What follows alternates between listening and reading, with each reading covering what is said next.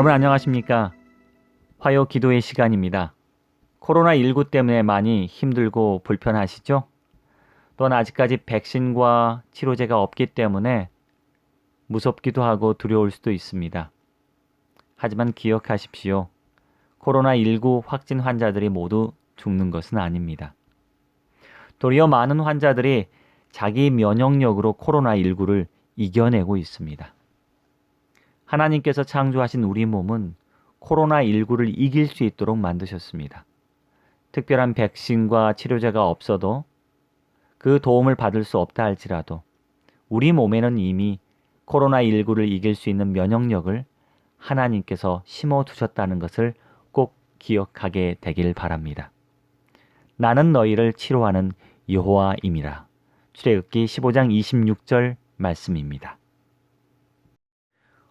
오늘 우리가 묵상할 부분은 시대의 소망 제10장 광야에 외치는 소리입니다. 이 부분은 침례 요한의 탄생과 그의 사명에 대한 내용을 다루고 있습니다. 침례 요한은 그리스도의 오심을 준비하는데 중요한 역할을 담당했던 선지자였습니다. 그의 출생에서부터 하나님의 특별한 개입하심이 있었습니다. 하나님께서는 메시아의 오심을 오랫동안 기다린 이스라엘의 신실한 자들 가운데 이 침례 요한이 태어나게 하셨습니다. 침례 요한은 당시 매우 연로한 제사장 사가랴와 그의 아내 엘리사벳 사이에서 태어나게 됩니다. 사가랴와 엘리사벳은 오랫동안 아이를 기다렸습니다. 하지만 하나님께서 그들의 태를 열어주지 않으셨습니다. 오늘날 표현으로 바꾸자면 사가랴와 엘리사벳은 불임 부부였습니다. 오랫동안 자식을 가지고자 했지만 가질 수가 없었고 이제는 세월이 흘러 엘리사벳과 사가랴는 아이를 낳을 수 없을 만큼 나이가 들어버렸습니다. 아브라함과 사라처럼 그들은 정상적으로 아이를 가지기에는 불가능한 나이가 된 것입니다. 사실 그들이 아이를 포기한 지 이미 오래되었습니다. 그러던 어느 날 사가랴는 성전 봉사 의무를 수행하고 있을 때 천사가 와서 이 부부 사이에 아이가 있을 것이고 이 아이가 메시아가 오실 때 백성들을 예비시키는 사명을 가진 자가 될 것이라고 말하였습니다. 하지만 사가랴는 믿을 수가 없었습니다. 그래서 그는 이렇게 대답했습니다. 내가 늙고 아내도 나이가 많습니다. 사가랴는 하늘의 천사의 약속에도 불구하고 인간의 연약성의 한계를 넘어서지 못했습니다. 자신의 생각과 믿음의 한계를 뚫고 나올 수 없었습니다. 사가랴는 하나님께서 약속하신 것을 분명 이루실 수 있다는 것을 망각하고 있었습니다. 이 부분에 대해 시대의 소망에는 이렇게 표현하고 있습니다. 아브라함과 마리아의 아들의 출생과 같이 사가랴에게 아들의 출생은 큰 영적 진리, 곧 우리가 느리게 배우고 쉽게 잊어버리는 진리를 가르치기 위한 것이었다. 우리가 하나님의 진리에 대해서 느리게 배우고 쉽게 잊어버리는 이유가 무엇일까요? 그것은 우리의 익숙함과 관련되어 있습니다. 우리가 하나님의 진리를 믿지 못하는 이유는 우리에게 쉽게 익숙해지지 않기 때문입니다. 다른 말로 하자면 우리의 익숙함과 거리가 멀기 때문이죠. 아무리 쉬운 행동도 익숙해지지 않으면 따라하기 힘들고 계속하기 힘듭니다. 아무리 편한 행동도 우리 몸에 익숙해지지 않으면 불편한 것이 되는 것입니다. 또한 불편하기 때문에 그 행동을 자주 하지 않게 됩니다. 맨 처음 자전거를 배울 때 자전거 타는 사람들이 매우 쉽게 타는 걸 보고 자신도 쉽게 따라 배울 수 있을 거라고 생각합니다. 그런데 막상 자전거를 처음 타면 생각만큼 쉽지 않습니다. 보기와는 달리 처음 배우는 사람은 무척이나 어려워하고 두려워하기도 합니다. 왜 이렇게 어려울까요? 그 답은 자신의 몸에 익숙하지 않기 때문입니다. 몸에 익숙하지 않은 사람은 자전거를 타고 중심 잡기 어렵습니다. 다행히 자전거는 한 번 배우면 평생 잊어버리지 않는다고 합니다. 한 번 몸에 익숙해지고 몸에 익어버리면 다시 쉽게 잊어버리지는 않습니다.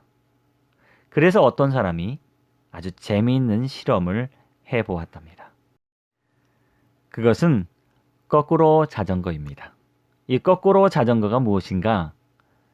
핸들에 기어를 하나 더 달아 왼쪽과 오른쪽을 바꿔버린 자전거입니다. 정상적인 자전거는 왼쪽으로 가기 위해서 핸들을 왼쪽으로 꺾어야 하고 오른쪽으로 가기 위해서는 핸들을 오른쪽으로 꺾어야 합니다.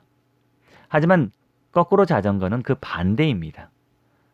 이 특별한 자전거의 특징은 핸들을 왼쪽으로 돌리면 바퀴가 오른쪽으로 가고 오른쪽으로 돌리면 왼쪽으로 가도록 만든 것입니다. 여러분 이해 가시죠? 왼쪽과 오른쪽을 바꾼 것입니다. 이런 자전거를 탈 수 있을까요? 자전거를 만든 데스티는 자신의 강연회에서 사람들에게 이런 제안을 했습니다. 만약에 이 특별한 자전거를 타고 3m만 이동하면 제가 $200를 드리겠습니다. 그 말을 듣고 많은 사람들이 시도했지만 결국 아무도 성공하지 못했습니다. 모두 자전거 조작법에 대한 지식은 충분히 숙지하고 이해했습니다. 문제는 몸이 그것을 이해하지 못했습니다. 그렇다고 이게 불가능하느냐? 아닙니다. 이 데스틴도 매일 5분씩 연습을 해서 8개월 만에 드디어 거꾸로 자전거를 탈 수 있었습니다. 머리로 이해해도 몸으로 익혀지지 않으면 잊혀지기가 쉽습니다. 믿음도 이와 마찬가지입니다. 지식으로 이해하지만 몸으로 익숙해지지 않으면 우리는 하나님의 약속을 받아들이기 힘들다는 사실입니다. 자, 느리게 배우고 쉽게 잊어버리는 진리가 무엇일까요? 시대의 소망에는 이 구절 다음에 이렇게 소개하고 있습니다. 우리는 스스로 아무 선을 행할 수 없다. 그러나 우리가 할 수 없는 것도 순복하고 믿는 영혼 속에서 하나님의 능력으로 말미암아 이루어질 것이다. 약속의 아들을 얻는 것은 믿음을 통해서 된 것이었다. 영적 생명을 낳게 하고 우리로 의로운 행실을 할 수 있게 하는 능력을 얻는 것도 믿음으로 말미암아 되는 것이다. 우리는 스스로 무엇인가 할 수 있다고 생각합니다. 내가 의로운 행동으로 의인이 될 수 있다고 생각합니다. 스스로 선을 행할 수 있다고 생각합니다. 내 능력으로 무엇인가 할 수 있다고 믿습니다. 우리는 이런 실수를 반복하여 저지르고 있습니다. 우리가 무엇을 할 수 있느냐 혹은 할 수 없느냐는 내가 바라보는 내 자신에게 달려 있다고 착각합니다. 내 능력, 내 재산, 내 시간, 내 여건, 내 상황, 내 건강, 내 나이, 그리고 내 지위, 내가 가진 것에 초점을 맞추고 있습니다. 내가 가진 돈이 얼마만큼이면 난 이것을 살 수 있어. 내가 가진 시간이 얼마만큼이면 난 이것을 할 수 있어. 내 나이가 이 정도면 이 정도는 할 수 있지. 우리는 내가 가진 것에 익숙합니다. 그런데 하나님께서 가지신 것에 별로 익숙하지 않습니다. 믿음으로 하나님의 능력을 사용하는 것이 몸에 배어 있지 않기 때문에 느리게 배우고 쉽게 잊어버리는 것입니다. 내 몸에 익숙한 것을 하지 말고 말씀에 따라 사는 법을 배워야 합니다. 말씀으로 하나님이 그분이 우리 몸에 더 익숙해져야 합니다. 매일 순간마다 하나님의 말씀대로 사는 것이 익숙하게 될 때 우리는 진정으로 믿음을 활용할 수 있게 됩니다. 침례 요한은 태어나자마자 하나님께서 나실인으로 구분하셨습니다. 나실인이란 평생을 하나님께 헌신하기로 구분된 사람이란 뜻입니다. 이 나실인으로 서약한 사람은 지켜야 할 몇 가지 사항이 있었습니다. 자기 몸을 구별할 것, 독주를 금할 것, 머리를 깎지 말 것, 몸을 거룩하게 할 것 등등이었습니다. 그는 태어나자마자 처음부터 자기의 뜻에 맞추어 산 것이 아니라 하나님의 말씀에 맞추어 살기 시작했다는 뜻입니다. 누가복음 1장 80절에는 침례 요한은 그의 사역을 시작하기 전까지 빈들에 있었다고 기록하고 있습니다.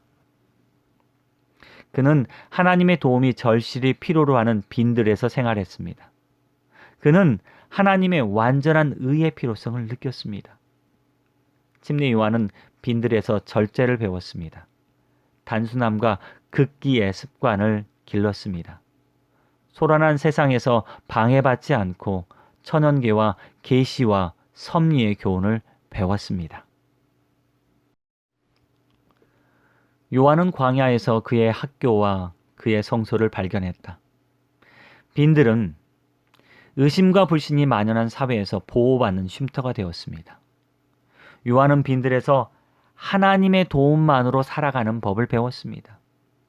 죄와의 접촉을 철저하게 피할 수 있었습니다. 침례 요한에게 익숙한 것은 광야에서 하나님과 동행하는 것이었습니다. 그는 그곳에서 성경 말씀을 연구했고 메시아에 대하여 깊이 깨닫게 되었습니다. 그는 하나님을 바라보았고 그리하여 세상의 군주들 앞에서 두려움 없이 굳게 설 준비를 하게 되었습니다. 우리도 때로 빈들로 가야 할 때가 있습니다. 주님의 오심을 준비하기 위해 우리는 빈들이라는 하나님의 학교로 가야 합니다. 그분의 학교에서 배워야 하고 그분의 학생이 되어야 합니다. 네, 빈들에는 아무것도 없습니다. 그러기 때문에 더욱 그곳에 가야 합니다. 우리는 빈들에서 하나님의 도움을 맛봐야 합니다.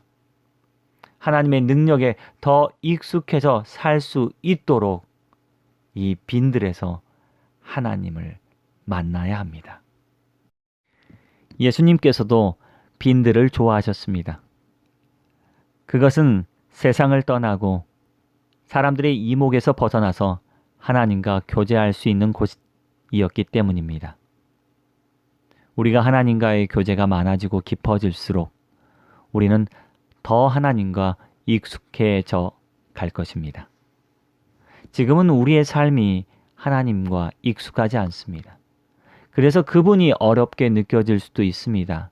불편하게 생각될 수도 있습니다. 잠시 빈들로 가시기 바랍니다.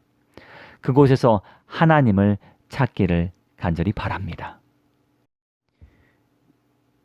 요한의 사명은 사람들에게 기별을 전하는 것이었습니다.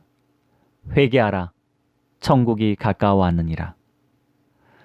너희는 주의 길을 준비하라, 그의 오실 길을 곧게 하라. 요한의 기별은 죄인의 양심을 더욱 무겁게 만들었습니다.